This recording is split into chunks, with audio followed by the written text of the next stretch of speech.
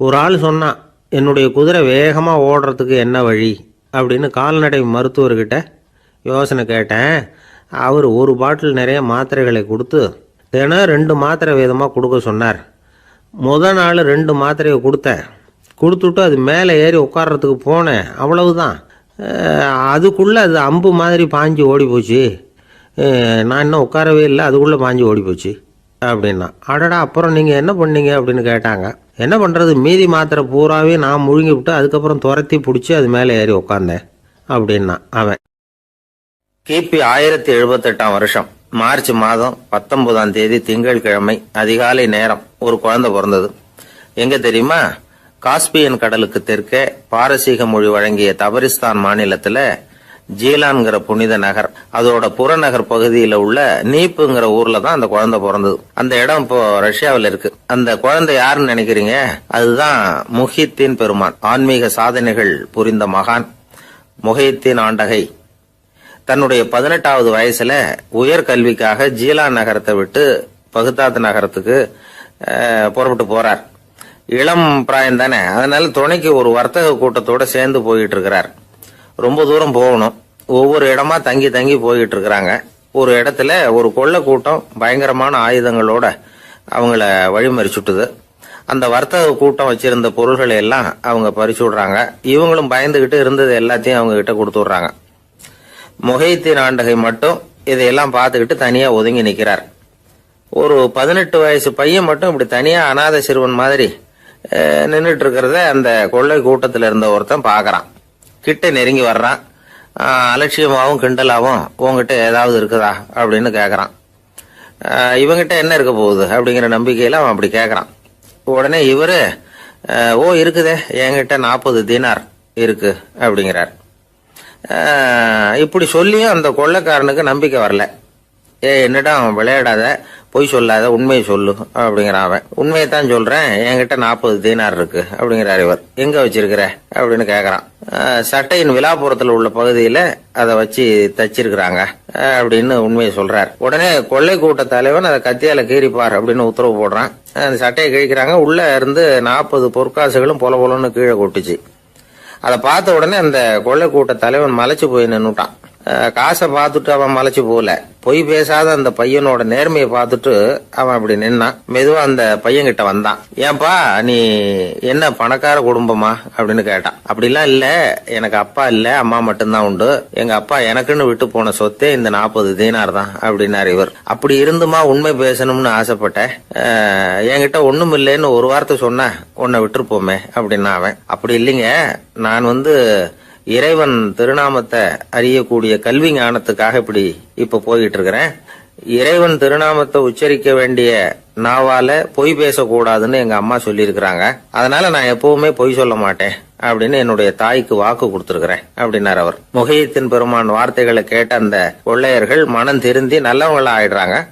அந்த கொள்ளையர் தலைவன் பிற்காலத்துல ஒரு பெரிய மகான் ஆயிடுறார். பெரியவர்கள் வாழ்க்கையில நடக்கிற இது மாதிரி சம்பவங்கள் தான் நாம நல்ல விதமா வாழறதுக்கு துணையா இருக்கும். அந்த காலத்துல கொள்ளையர்களே பெரியவங்க செயலை பார்த்து மனம் திருந்தி இருக்கிறாங்க. இந்த காலத்துல யார் இப்படி இருக்கிறா? இந்த காலத்துல மகான் ஒருத்தரை பார்த்தேன், எனக்கு வேண்டியப்பட்ட மகான். ஏங்க, நீங்களும் மகான் ஆகிறதுக்கு முன்னாடி கொள்ளை அடிச்சுட்டு இருந்தீங்களா அப்படின்னு கேட்டேன். அவர் மெதுவா கண்ணை திறந்து என்ன நிமிர்ந்து பார்த்தார். அப்படி இல்லப்பா, நான் கொள்ளை அடிக்கிறதுக்காகத்தான் மகானாவே ஆகி இருக்கிறேன் அப்படின்னு சொல்லிவிட்டு மறுபடியும் கண்ணை மூடிட்டார். என்னுடைய நீண்டகால நண்பர் ஒருத்தர் வருஷம் தவறாமல் திருநள்ளாறு அப்படிங்கிற திருத்தலத்துக்கு போயிட்டு வர்றது வழக்கம். அங்க என்ன சார் விசேஷம்னு கேட்கறது உண்டு. என்ன இப்படி கேட்குறீங்க? சனி பகவான் நலன் விருப்பப்படி அங்கதானே எழுந்தருளி இருக்கிறார். அவரை போய் பார்த்து ஒரு கும்பிடு போட்டுட்டு வந்தா நம்ம பிடிச்சிருக்கிற சனியெல்லாம் விலகும் அப்படிம்பார். சத்தம் போட்டு சொல்லாதீங்க சார், வீட்டில் வேற யார் காதிலாவது இது விழுந்துற போது அப்படின்னு சொல்றது உண்டு வர்றவங்க. இப்போ நான் சொல்றதுல உள்ள நியாயத்தை புரிஞ்சுக்கிட்டு அவரும் கொஞ்சம் எச்சரிக்கை உணர்வோட நமக்கு நன்றி சொல்லுவார்னு வச்சுங்களேன். அதாவது பார்வை மூலமாவே. அந்த நண்பருக்கு ஆன்மீக விஷயங்கள்ல அதிக ஈடுபாடு உண்டு. அப்பப்போ சில புராண கதைகளை எல்லாம் சொல்றது உண்டு. ரொம்ப சுவாரஸ்யமா இருக்கும். எப்பவுமே புராண விஷயங்களை எல்லாம் அறிவியல்ங்கிற தராசில வச்சு எடை போட்டுட்டு இருக்கக்கூடாது. அப்படி பார்த்தா அதெல்லாம் நம்ப முடியாத வெறும் கற்பனைகளா தோணும், மூட நம்பிக்கைகளாகவும் தெரியும். புராணங்களை புராணங்களாவே புரிஞ்சுக்கிறவங்களுக்கு அதெல்லாம் அர்த்தமுள்ள செய்திகளை உள்ளடக்கி இருக்கிறதாக தெரியும். அந்த வகையில் தான் இந்த நண்பரும் நிறைய செய்திகளை சொல்கிறது உண்டு. சனியை போல கொடுக்குறவனும் இல்லை, சனியை போல கெடுக்கிறவனும் இல்லை அப்படின்னு சோதிடர்கள் சொல்லுவாங்க. நாம் ஏதாவது ஒரு வம்புல மாட்டிக்கிட்டா பிடிச்சது சனி அப்படிங்கிறோம். ராவணன் எப்பேற்பட்ட வீரன், அவனே சனி பார்வைப்பட்டது தானே சங்கடப்பட ஆரம்பித்தான் அப்படின்னார் நண்பர். அது எப்படிங்கன்னு கேட்டேன். அவர் சொல்ல ஆரம்பித்தார், இந்த ராவணன் இருக்கானே நவ கிரகங்களையும் பிடிச்சி கொண்டுட்டு வந்து தன்னுடைய சிம்மாசனத்தில் அப்படியே படிகளாக போட்டு வச்சுட்டானான், ஒவ்வொரு படியாக. பாவம் அந்த 9 தேவதைகளும் ஒவ்வொரு படியாக குப்புற கிடக்குறாங்க. நவக்கிரகம் நம்மளை ஆட்டி படைக்குதுன்னு நாம் சொல்லிட்டு இருக்கிறோம். ஆனால் அந்த நவக்கிரகங்களை ராவணன் எப்படி வச்சுருந்தான் பாருங்க. எல்லாரையும் சிம்மாசனத்துக்கு பக்கத்தில் படிப்படியாக போட்டு வச்சிருக்கிறான். காலை அது மேலே வச்சு தான் ஏறி போகணும். வேற வழி இல்லாமல் எல்லாரும் குப்புற விழுந்து கிடக்குறாங்க. ராவணன் வந்து ஒவ்வொரு தடவையும் இவங்க முதுகில் அடி வச்சு ஏறி தான் அந்த சிம்மாசனத்துக்கு போகிறது வழக்கம். இப்படி நடந்துகிட்டு இருக்கிறது நாரதர் கண்ணில் போட்டுட்டு தான். அவர் சும்மா இருப்பாரா? யோசனை பண்ணார் என்ன செய்யலாம் அப்படின்னு. ஒரு முடிவு பண்ணிட்டு நேராக ராவணன் கிட்ட போனாராம். ராவணா, நீ வந்து நவக்கிரகங்களை பிடிச்சி கொண்டாந்து உன்னுடைய சிம்மாசனத்துக்கு படிகளாக போட்டு வச்சிருக்கிற, அது உன்னுடைய வீரத்தை காட்டுது. இருந்தாலும் ஒரு விஷயத்த நீ யோசிச்சு பார்க்கணும். ஒவ்வொரு தடவை நீ சிம்மாசனத்துக்கு போகும்பொழுதும் நவக்கிரகங்களின் முதுகல் அடி வச்சு நீ ஏறி போற, அது உனக்கு பெருமை கிடையாது. அவங்களுடைய மார்புல அடி வச்சு ஏறி போகணும், அதுதான் உனக்கு பெருமை அப்படின்னாராம். இவர் சொல்றதும் சரிதானே அப்படின்னு யோசிச்சிருக்கான் ராவணன். உடனே குப்புற கிடந்த நவக்கிரகங்களை திருப்பி மல்லாக்க போட்டான். அவங்க மார்புல அடி வச்சு மேலே ஏறி சிம்மாசனத்துக்கு போனானா. அப்படி போயிட்டு இருக்கும் பொழுது சனி பகவானின் பார்வை அவன் மேலே பட்டுதான். அவ்வளவுதான். என்னாச்சு தெரியுமா?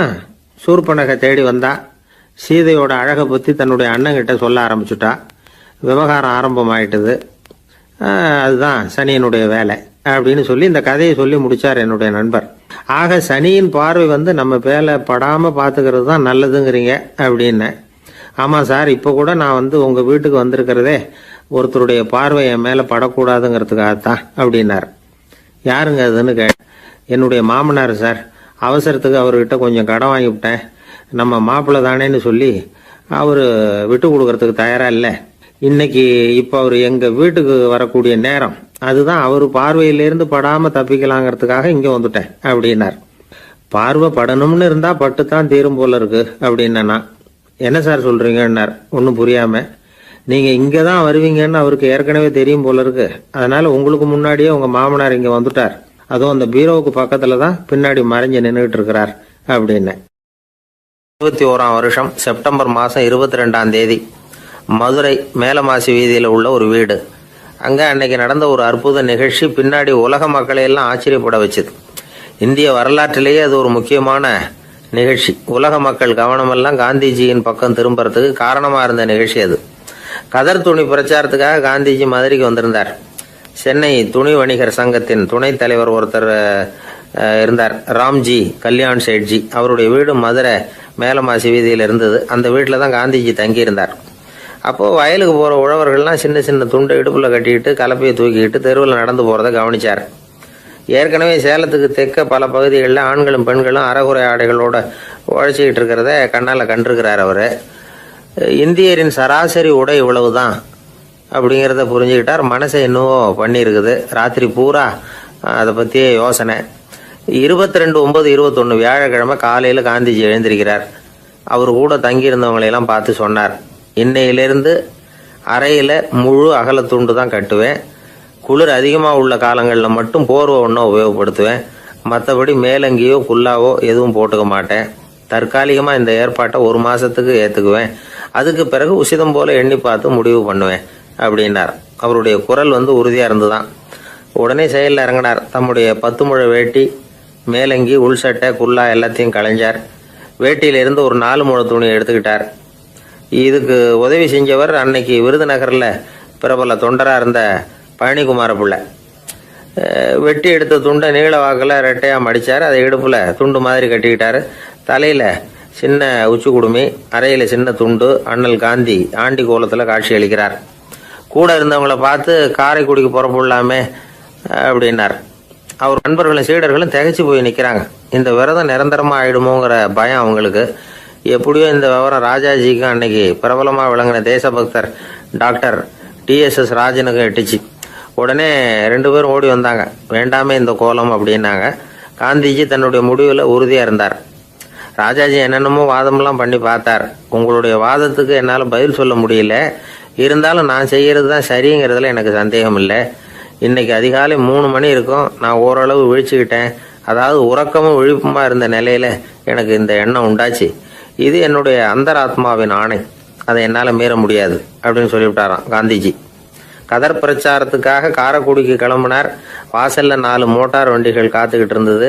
வீதியில 2 பக்கமும் ஜனங்கள். காந்திஜி இடுப்பு துணியோட மோட்டார் வண்டியில ஏறினார். நண்பர்களும் சீடர்களும் மக்களும் உடல் சிலிர்க்க அந்த காட்சியை பார்க்கறாங்க. மோட்டார் வண்டி நகர ஆரம்பிக்குது. எப்பேற்பட்ட காட்சி அது!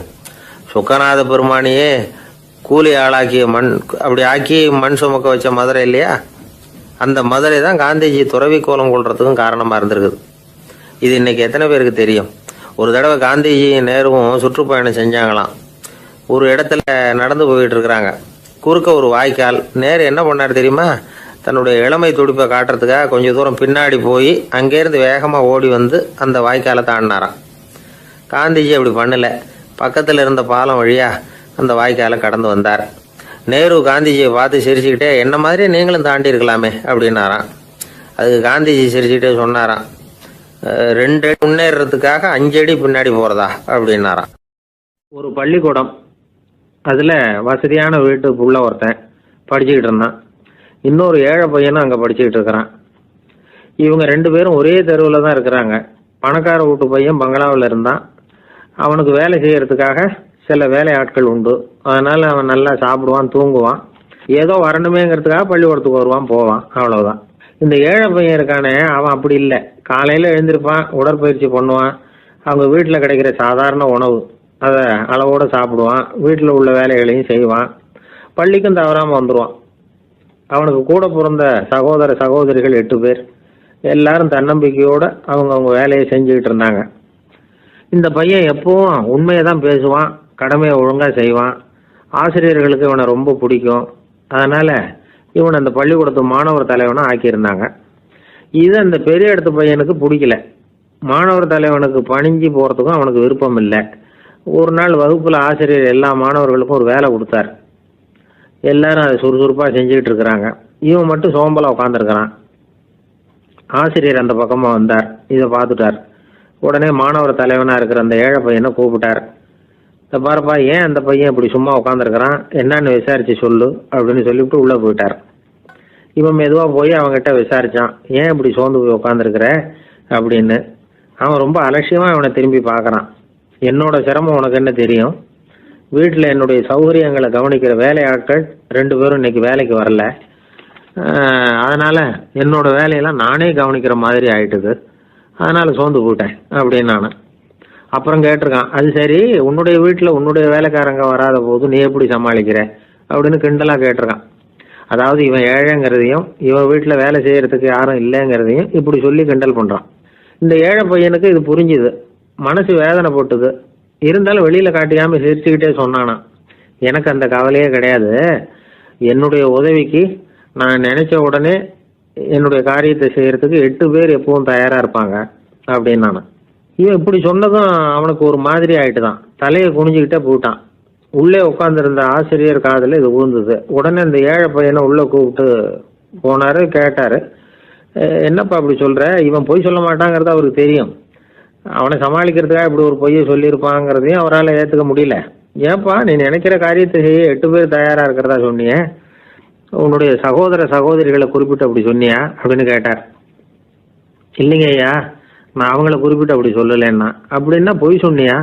இந்த சின்ன விஷயத்துக்கு அப்படி பொய் சொல்லலாமான்னார். ஐயா, நான் பொய்யும் சொல்லலைன்னா. இவன் அப்படின்னா நீ சொன்னதுக்கு என்ன அர்த்தம்னார்.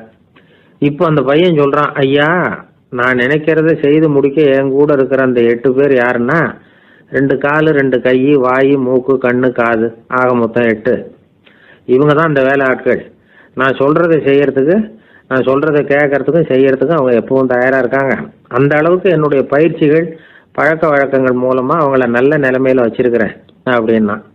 இந்த கதையை சுவாமி சின்மயானந்தர் சொல்கிறது வழக்கம். இயற்கை நமக்கு கொடுத்துருக்கிற வேலை ஆட்கள் இந்த 8. இவங்களை நல்ல முறையில் வச்சிருந்து வேலை வாங்க வேண்டியது நம்முடைய கடமை. அந்த கடமையை ஒழுங்காக செஞ்சுக்கிட்டு வந்தால் வாழ்க்கையில் வெற்றி நிச்சயம். இல்லைன்னா குழப்பம்தான். புத்தி சரியா இல்லைன்னா இந்த வேலையாட்கள் நாம சொல்றத கேட்க மாட்டாங்க. ஒருத்தன் குடி போதையில தள்ளாடி தள்ளாடி போய் ஒரு மரத்துல முட்டிக்கிட்டானான். தலையில கட்டு போட்டுக்கிட்டு மறுநாள் வந்திருக்கான். ஏன்டா இப்படி பண்றேன்னு கேட்டிருக்காங்க. நான் ஒதுங்கி போன்னு தான் சொன்னேன், அது கேட்கல அப்படின்றான். எது கேட்கல? உன்னோட காலா அப்படின்னு கேட்டிருக்காங்க. இல்லைங்க, அந்த மரம் அப்படின்னு நானா. ஒரு ஊர்ல ஒரு ராஜா இருந்தார். அந்த ராஜாவுக்கு ஒரு புள்ள. அந்த புள்ளைக்கு விவரமே தெரியாது. அவன் ஒரு முட்டாளுங்கிறது எல்லாருக்கும் தெரியும். ஆனாலும் அவன் தான் அடுத்தபடியா ஆட்சிக்கு வர வேண்டியவன். ஆட்சி பொறுப்பை ஏற்க வேண்டிய ஒருத்தன் இப்படி இருந்தா என்ன பண்றது அப்படிங்கிறது எல்லாருக்கும் உள்ள கவலை. மன்னர் அமைச்சர்களை கூட்டினார், ஆலோசனை கேட்டார் என்ன பண்ணலாம்னு. இவனை இன்னொரு நாட்டு பல்கலைக்கழகத்துக்கு அனுப்பி பார்க்கலாம், அங்க போய் படிச்சுட்டு வரட்டும், நிறைய படிச்சுட்டு நல்ல ஞானத்தோட திரும்பி வரட்டும், அதுக்கப்புறம் பார்த்துக்கலாம் அப்படிங்கிறது அவங்க சொன்ன ஆலோசனை. மன்னருக்கும் அது சரின்னு தோணுச்சு. மகனை வெளி தேசத்துக்கு அனுப்பி வச்சார். இவனும் போனான், ஒரு பல்கலைக்கழகத்தில் சேர்ந்தான், நிறைய படித்தான். அதுக்கப்புறம் தந்தைக்கு ஒரு கடிதம் எழுதினான். தந்தையே, நான் நிறைய படிச்சுட்டேன், இனிமே நாடு திரும்பலாம்னு நினைக்கிறேன் அப்படின்னு எழுதினான். மன்னருக்கு ரொம்ப மகிழ்ச்சி. அதாவது புள்ள படிச்சுட்டான் அப்படிங்கிற ஆனந்தம். உடனே பையன் திரும்பி வர்றதுக்கு ஏற்பாடு பண்ணார். இளவரசன் நாடு திரும்பினான். அதை கொண்டாடுறதுக்காக அரண்மனையில் ஒரு பெரிய விருந்துக்கு ஏற்பாடு பண்ணியிருந்தாங்க. முக்கியமானவங்கள்லாம் அதில் கலந்துக்கிட்டாங்க. அந்த விருந்துக்கு முனிவர் ஒருத்தரும் வந்திருந்தார். அவர் இளவரசன் கிட்ட போய் உட்காந்து விசாரிக்கிறார். என்னப்பா, எப்படி படிச்சிருக்கிற அப்படின்னு கேட்டார். நிறைய படிச்சுட்டு வந்திருக்கிறேங்க அப்படின்னு. அவன் என்னெல்லாம் படிச்ச அப்படின்னாரான். எல்லாத்தையும் விவரமாக சொல்லியிருக்கிறான். அவன் அப்படி சொல்லிட்டு இருக்கும் பொழுதே முனிவர் என்ன பண்ணார், தன்னுடைய மோதிரத்தை கழட்டி உள்ளங்கையில் வச்சு அப்படியே மூடிக்கிட்டாரான். அப்படியே கையை நீட்டி அவன் முன்னாடி காட்டினார். இந்த பாருப்பா, என் கைக்குள்ள என்ன இருக்கு சொல்லு பார்க்கலாம் அப்படின்னாரான். இளவரசன் ஒரு கணம் யோசிச்சான். அதுக்கப்புறம் உங்க கைக்குள்ள இருக்கிறது வட்டமான ஒரு பொருள், நடுவில் ஒரு துளை இருக்கும் அப்படின்னு நானான். முனிவர் தகச்சு போட்டார். பையன் பெரிய அறிவாளி ஆயிட்டான் போல இருக்க அப்படின்னு நினைச்சுட்டார். அதுக்கப்புறம் கேட்டார், சரி, என் கையில் இருக்கிறது வட்டமான பொருள், நடுவில் துளை இருக்குங்கிறத சொல்லிவிட்டேன், அதோட பேர் என்ன, அதை சொல்லு அப்படின்னாராம். இளவரசன் கொஞ்சம் யோசனை பண்ணியிருக்கான். அப்புறம் சொன்னானா, முனிவரே, நான் படித்த விஞ்ஞானம் உங்களுக்கு பதில் சொல்றதுக்கு உதவலை, இருந்தாலும் பதில் சொல்றேன், அது ஒரு வண்டி சக்கரம் அப்படின்னானா. இப்பதான் முனிவர் யோசிச்சாராம். அவருக்கு புரிஞ்சுதான், அதாவது முட்டாளை படிக்க வைக்கலாம், ஆனால் சிந்திக்க வைக்க முடியாது அப்படிங்கிறத அவர் புரிஞ்சுக்கிட்டாராம். தகவல் அறிவு ஞானமாகாது அப்படிங்கிறார் ஓஷோ. ஏன்னா தகவல்கள் மாறுதலை ஏற்படுத்துறது இல்லை, ஆனால் ஞானம்ங்கிறது மாறுதலால் உண்டாகக்கூடிய ஒன்று. அதுதான் ரெண்டுக்கும் உள்ள வித்தியாசம். மனம் சரியான வழிக்கு வரணும், அதுக்கப்புறம் படிக்கிற கல்வி தான் உண்மையான கல்வி. சரி, மனம் சரியா வர்றதுக்கு என்ன வழி அப்படின்னு கேட்டா, மனிதன் முழு மாறுதலுக்கான வழிமுறை தியானம் தான் அப்படிங்கிறார் அவர். அதனாலதான் நிறைய படிச்சிருக்கேன்னு சொல்றவன் எல்லாம் ஞானம் உள்ளவன் நினைச்சிடக்கூடாது. ஒருத்தர் இன்னொரு பெரிய மனிதரை அழைச்சிட்டு அறிமுகப்படுத்தினாராம். சார் நிறைய படிச்சிருக்கார், 3 MA வாங்கியிருக்கார், ஆனா ஒரு விஷயம், அப்பப்போ கொஞ்சம் திருடுவார், அவ்வளவுதான், மற்றபடி அவர் ஒரு பெரிய அறிவாளி தான் அப்படின்னாராம். ஒருத்தர் குதிரை ரேஸுக்கு போனார், பணம் கட்டினார், தோத்து போயிட்டார். மறுபடியும் போனார், பணம் கட்டினார், தோத்து போனார். அடுத்த தடவையும் பணம் கட்ட போனப்போ அவரை தடுத்து கேட்டோம், ஏன் சார், ஏற்கனவே விட்டது போதாதா, இன்னமும் இருக்கிறத விடணுமா அப்படின்னு கேட்டோம். விட்டதையெல்லாம் மொத்தமாக எடுக்க வேணாமா சார், அதுக்காக தான் தொடர்ந்து பணம் கட்டுறேன்னார் அவர். இவரை திருத்துறது ரொம்ப கஷ்டம். இது ஒரு மனநோய். மனநோய்களில் பல வகை உண்டு. மனநோய்கள் பிரிவு அட்டவணையில் சூதாட்டம்ங்கிறது அவதியுறும் நோய் அப்படிங்கிற தலைப்பில் வருது. சூதாட்டம் 2 வகைப்படும்னு சொல்கிறாங்க உளவியல் நிபுணர்கள். ஒரு வகை எப்படின்னா, நண்பர்களோடு சேர்ந்துக்கிட்டு மகிழ்ச்சியும் கிளர்ச்சியும் அடையிறதுக்காக ஈடுபடுறது, பிரச்சனைகளை தீர்க்கறதுல ஒரு ஆர்வம், கேளிக்கைக்காக கொஞ்சம் விட்டு பிடிக்கிறது அப்படிங்கிற மனுஷனுடைய அடி மனசில் உள்ள விபரீத பிணைய சுபாவம், இதெல்லாம் அதுக்கு காரணம்.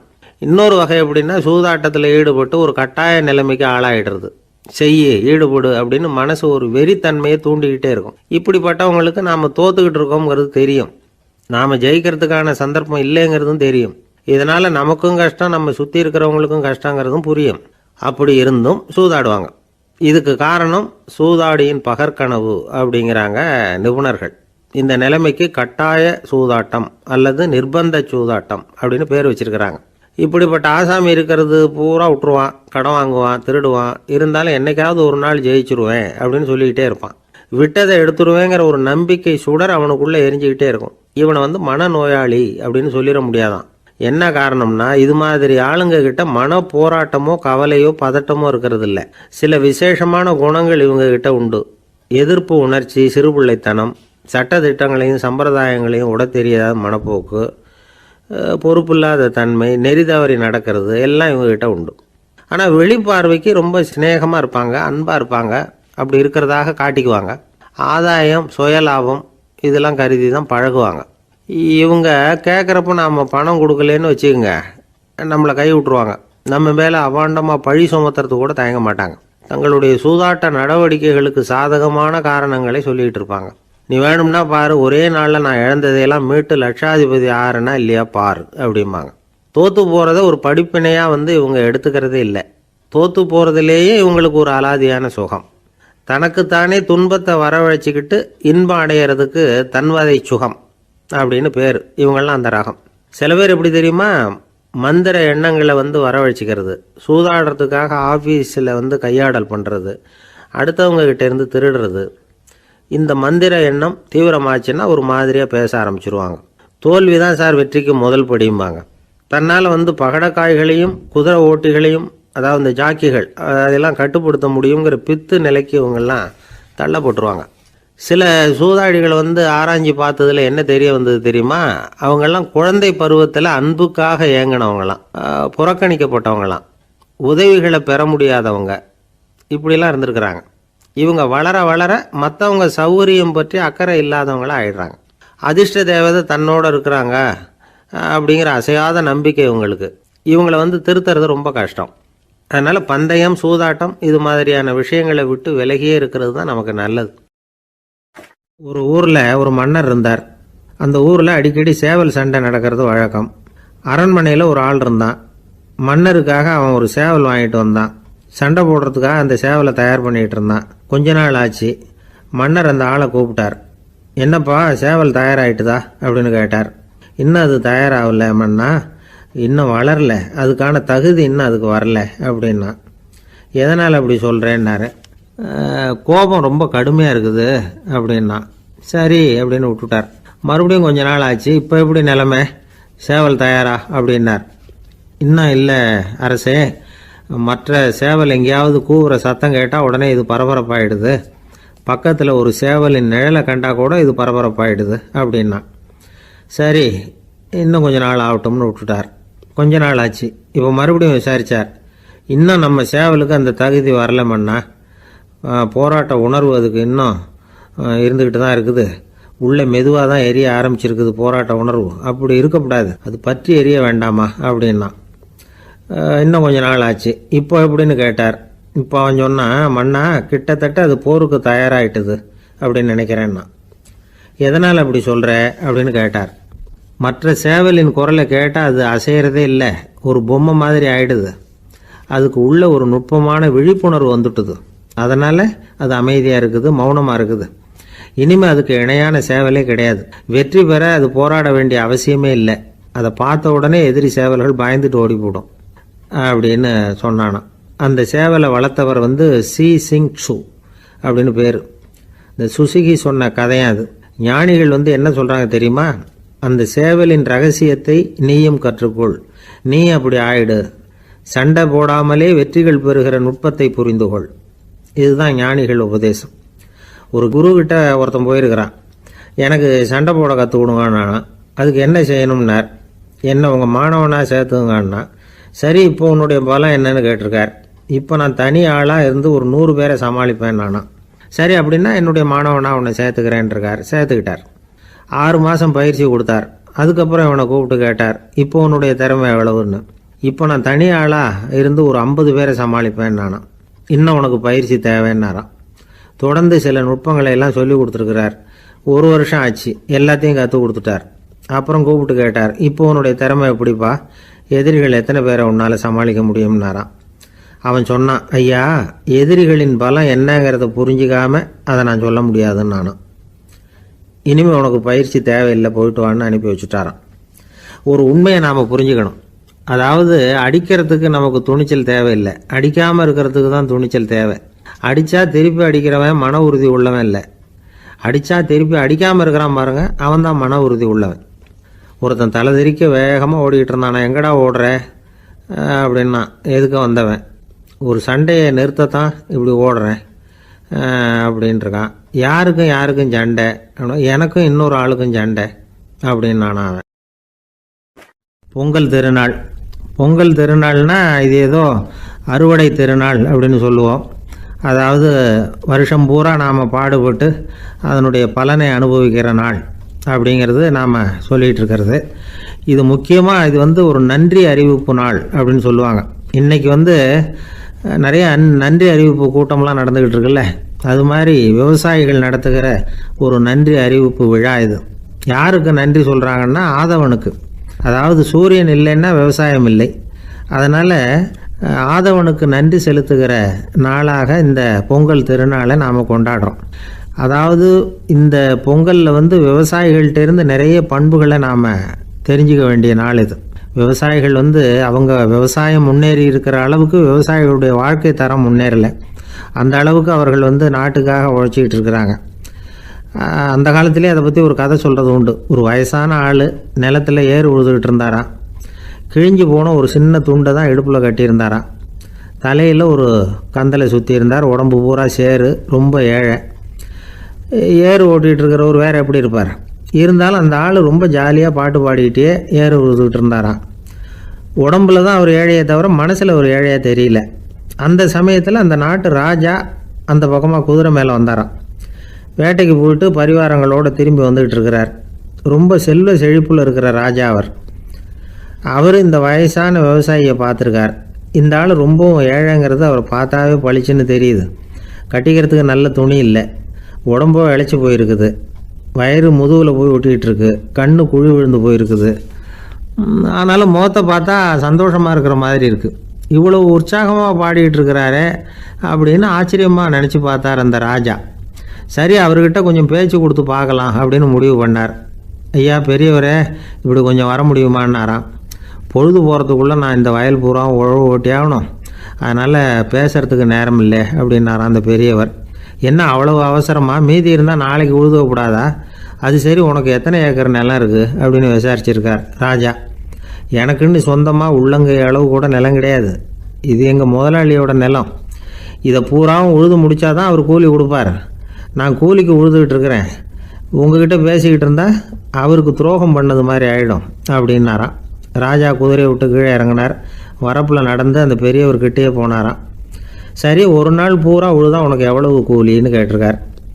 8 அணா கூலி கிடைக்கும்னாராம் அவர். இது ரொம்ப காலத்துக்கு முன்னாடி நடந்த ஒரு சம்பவங்கிறதுனால அப்போ 8 அணா கூலிங்கிறது ரொம்ப பெருசு. இருந்தாலும் அதுவும் அந்த ராஜாவுக்கு பெரிய கூலியாக தெரியல. இவ்வளவு தானா, இதை வச்சுக்கிட்டு நீ எப்படி காலம் தள்ளுற அப்படின்னாராம். ஒன்றும் கவலை இல்லை அப்படின்னாராம் அவர். ராஜாவுக்கு ரொம்ப ஆச்சரியமாக போச்சு.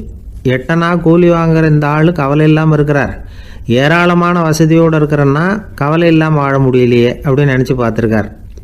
அது சரி, 8 அணாவில் எப்படி குடும்பம் நடத்துகிற அப்படின்னு கேட்டாராம்.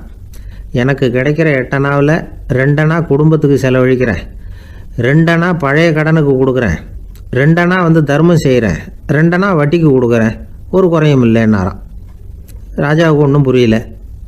எனக்கு ஒன்றும் புரியலையேன்னு இருக்கார். ஐயா, எனக்கும் என் மனைவிக்கும் 2 அணா செலவாகுது. வயசான அம்மா அப்பா இருக்கிறாங்க, சின்ன வயசில் என்னை காப்பாற்றினவங்க அவங்க. அந்த கடனுக்கு 2 அணா செலவாகுது, அது பழைய கடன். என் தங்கச்சி ஒருத்தி ஆதரவு இல்லாத நிலைமையில் தன்னுடைய மகனோட என் வீட்டில் இருக்கிறா. அவளுக்கும் அவள் மகனுக்கும் 2 அணா செலவு பண்ணுறேன், அது தர்மம். எனக்கு 2 பிள்ளைங்க இருக்கிறாங்க, அவங்களுக்கு 2 அணா செலவு பண்ணுறேன், அது வட்டிக்கு கொடுக்கறது மாதிரி. பிற்காலத்தில் அவங்க எங்களை காப்பாற்றுவாங்க. அந்த வகையில் நான் திருப்தியோடு வாழ்ந்துக்கிட்டு இருக்கிறேன் அப்படின்னாராம். ராஜாவுக்கு அர்த்தம் புரிய ஆரம்பிச்சுதான். அந்த பெரிய நிலத்தை விலை கொடுத்து வாங்கி அந்த பெரியவருக்கே தானமாக கொடுத்துட்டாராம். இப்போ உழுதவருக்கே நிலம் சொந்தமாயிட்டுது. அன்னையிலேருந்து அரசனுக்கும் ஆறுதல் கிடைச்சிதான். இப்படி ஒரு கதை சொல்லுவாங்க. 8 அணா வருமானத்தை வச்சுக்கிட்டு எப்படி காலத்தை தள்ளுறதுன்னு சொல்கிறதுக்காக இந்த கதையை சொல்கிறதாக யாரும் தப்பாக நினச்சிக்கக்கூடாது. கிடைக்கிறத எப்படி பங்கு போடுறார், எப்படி திருப்தியாக வாழறார் அப்படிங்கிறது தான் முக்கியம். அது மாதிரி இன்றைக்கு இந்த பொங்கல் திருநாளில் உழவர்கள் மனசு மகிழ்ச்சியாக இருந்ததுன்னா அது எல்லாரும் மகிழ்ச்சியாக இருக்கிறது மாதிரி அர்த்தம். அதனால் அவர்கள்ட்ட இருந்து நாம் பாடம் கற்றுக்கணும். சில உழவர்கள் தங்கள் நிலத்தில் விளையிறத தாங்கள் சாப்பிட மாட்டாங்க. அடுத்தவங்கள்ட்ட விற்றுட்டு சந்தையில் போய் வேறு அரிசி வாங்கிட்டு வந்து தான் இவங்க சாப்பிடுவாங்க. அப்படிப்பட்ட விவசாயிகள்லாம் இது உண்டு. பங்கிடுகிற பண்பை உழவர்கள்ட்ட இருந்து கற்றுக்கொள்ளுங்கள் அப்படிம்பாங்க. ஒரு ஆள் நிம்மதியாக மகிழ்ச்சியாக இருந்தானா உங்கள் நிம்மதிக்கும் மகிழ்ச்சிக்கும் என்ன காரணம்னு கேட்டிருக்கார் இன்னொருத்தர். என்கிட்ட இருந்தது பூராவையும் என் பிள்ளைங்களுக்கு சமமாக பங்கு போட்டு கொடுத்துட்டேன், எனக்குன்னு எதுவுமே வச்சுக்கல, அதுதான் நிம்மதிக்கு காரணம்ன்றிருக்கான். உங்ககிட்ட இருந்தது எவ்வளவு இருந்தது அப்படின்னு கேட்டிருக்காரு அவர்.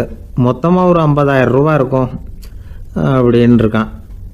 அவ்வளவும் பணமாகவே இருந்ததா அப்படின்னு கேட்டிருக்காங்க இவங்க. இல்லைங்க, அவ்வளவும் கடன், அதை தான் பிரித்து கொடுத்துருக்கேன் பிள்ளைங்கக்கிட்ட அப்படின்னு நானும். அவன் எது ரொம்பவும் கஷ்டமான காரியம் அப்படின்னு கேட்டார் ஒருத்தர்.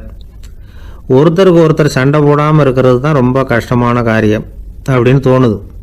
ஒரு நாட்டுக்கும் இன்னொரு நாட்டுக்கும் சண்டை, நாட்டுக்குள்ளேயே ஒரு குரூப்புக்கும் இன்னொரு குரூப்புக்கும் சண்டை. ஏன் சண்டை போட்டுக்கிறீங்கன்னு கேட்டு பாருங்கள். நாங்கள் சமாதானத்துக்காக தான் சண்டை போட்டுக்கிறோம் அப்படிம்பாங்க. வாழறதுக்காக பிறந்த மனுஷன் லட்சியத்துக்காக உயிரை விட தயார் அப்படின்னு சொல்லிகிட்டு இருப்பான்.